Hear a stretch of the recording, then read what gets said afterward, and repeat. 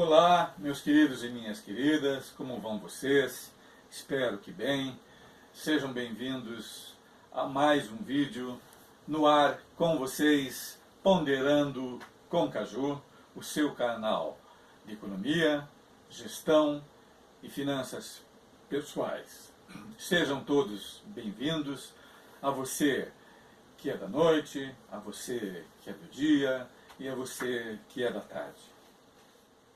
Hoje, meus caros e minhas caras, nós vamos tratar de um tema mais afeito com a gestão e também com as finanças pessoais, mas que desperta muita curiosidade e muita atenção das pessoas. Vocês já com toda certeza ouviram falar daqueles casos dos famosos jogadores de futebol que, quando estão no auge ou chegam nele, ganham verdadeiras fortunas em dinheiro, são celebridades, são paparicados, aparecem nos meios de comunicação de massa, são tratados quase como verdadeiros heróis. E também conhecem e ouviram falar daquelas pessoas que ganham na loteria, se tornam milionários do dia para a noite, constroem fortunas, porém, tanto um quanto o outro, muitas vezes amargam um destino em comum. Passado um certo tempo, no caso dos jogadores, aquele período de estrelato em que eles estão no auge da fama, e no caso daqueles que ganharam na loteria, o tempo vai indo embora, e ocorre que, passado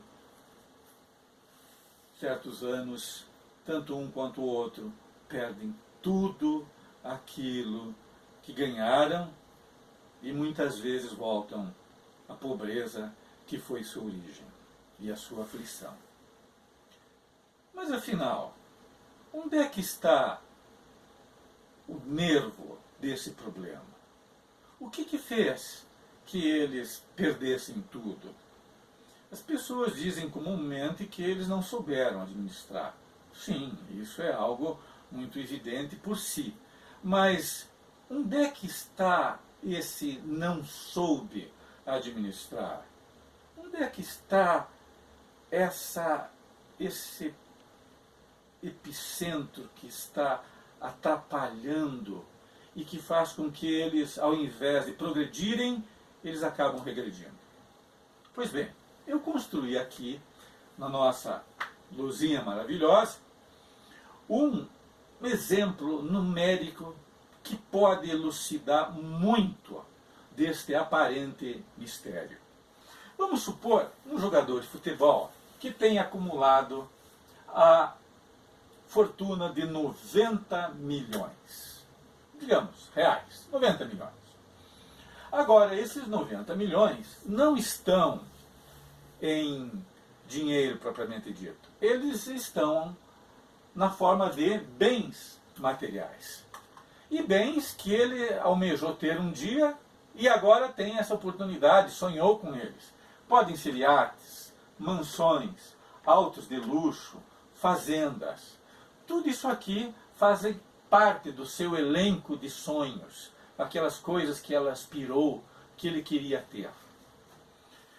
Esses bens materiais vão orçar em torno de 70 milhões. E como são coisas caras, coisas dispendiosas, de alto luxo, sofisticadas, eles vão ter e exigir uma despesa de operação, de manutenção e de conservação muito alta. Vão precisar muitas vezes de legiões, batalhões de empregados para cuidar disso aqui. Então vamos tirar algumas deduções a partir disso. Digamos que 70 milhões é o valor de tudo isso. Mas esses 70 milhões vão ter uma despesa recorrente daqui. Essas despesas são de 20%. 20% desses 70 milhões são 14. 14 milhões seria o gasto que ele teria para manter toda essa estrutura com a exigência que ela é pertinente. Ora, mas vamos ver, se ele tem essas despesas, digamos, de 14 milhões, o que acontece? Ele tem 90 milhões, que é o total da fortuna, mas desses 90, 70 estão nesta forma. 90 menos 70, ele tem 20 milhões, que efetivamente é em dinheiro. Esses 20 milhões que ele tem em dinheiro é que vão cobrir estes 14, que são essas despesas que eu listei aqui e outras mais. Tudo isso, esses 20 são maior do que 14 e dá uma diferença de 6, claro, positivo. Esses 6 aqui, na linguagem empresarial, na linguagem financeira, se chama capital de giro líquido. Isso é uma linguagem que se utiliza eventualmente nas empresas. Então, ele tem estes 6 aqui, que cobre tudo e é positivo para ainda sobrando. Justamente o problema está aqui. Ele não organizou e ele não tem uma estrutura ou de empresa ou de, digamos, de aplicações financeiras que permita cobrir isso aqui e o torne independente das glórias do futebol. Porque essas glórias, elas são efêmeras. Passa um certo tempo, vem outros astros do futebol, como é inevitável. Vão existir outros talentos com outras qualidades, e esses grandes nomes aqui vão se tornar pessoas e apenas lembranças de um passado. E daí, olhem só, esses 20 milhões aqui que antes ele ganhava e cobria essas despesas, podem cair. Digamos que caia para 10 milhões, que ainda é uma quantia grande, mas já não cobre os 14 que ele tinha, que precisava pagar. Daí aqui ele vai correr novamente para vender aquilo que tem, ou muitas vezes tomar empréstimos e financiamentos para fazer frente a essas despesas aqui. E isso é o começo do fim.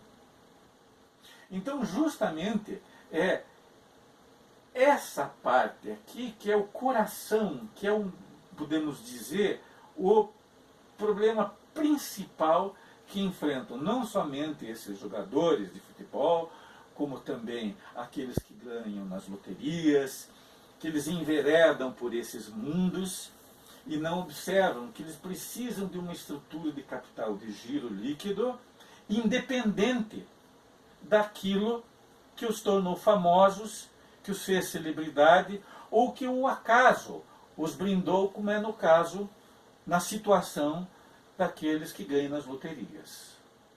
Então vejam, meus caros, que é um problema relativamente simples de se entender. Mas agora, para você montar uma estrutura que funcione na prática, por exemplo, uma empresa demanda anos de trabalho, de dedicação, de consolidação, de cuidado com sua força de trabalho, com uma série de detalhes que levam muitas vezes décadas para que ela se consolide.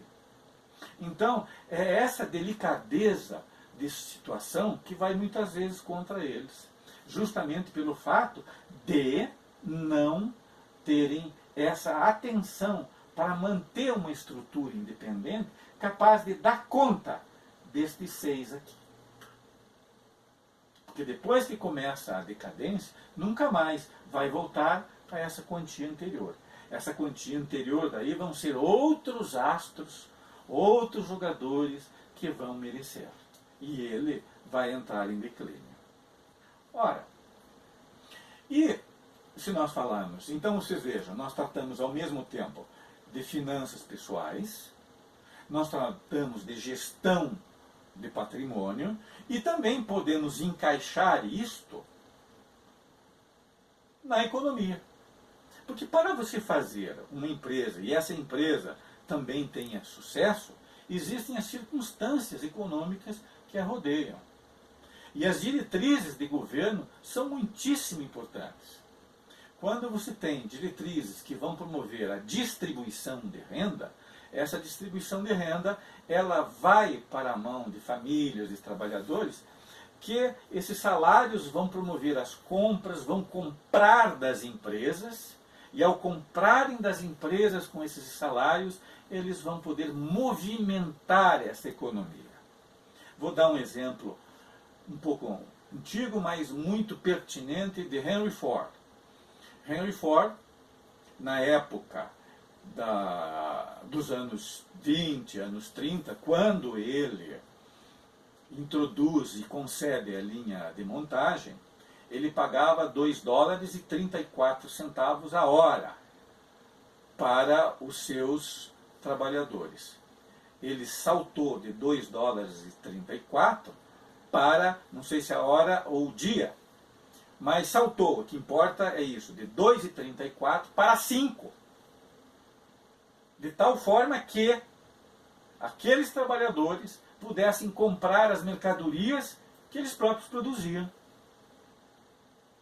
Tendo um ambiente como esse favorável, a empresa que vai se constituir, ela terá um ótimo cenário para se reproduzir, para aumentar e para gerar riquezas. Agora, quando você tira essa possibilidade, essa economia ela regride.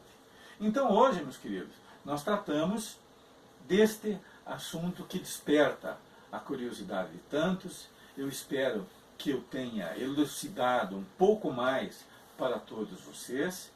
Se vocês gostaram, por favor, deem os seus likes, inscrevam-se no canal e daqui a uma semana nós vamos tratar de outros assuntos palpitantes da economia, da gestão e das finanças. Eu, por hora, me despeço, fico muito feliz com a assistência de todos a este canal. Até outra vez.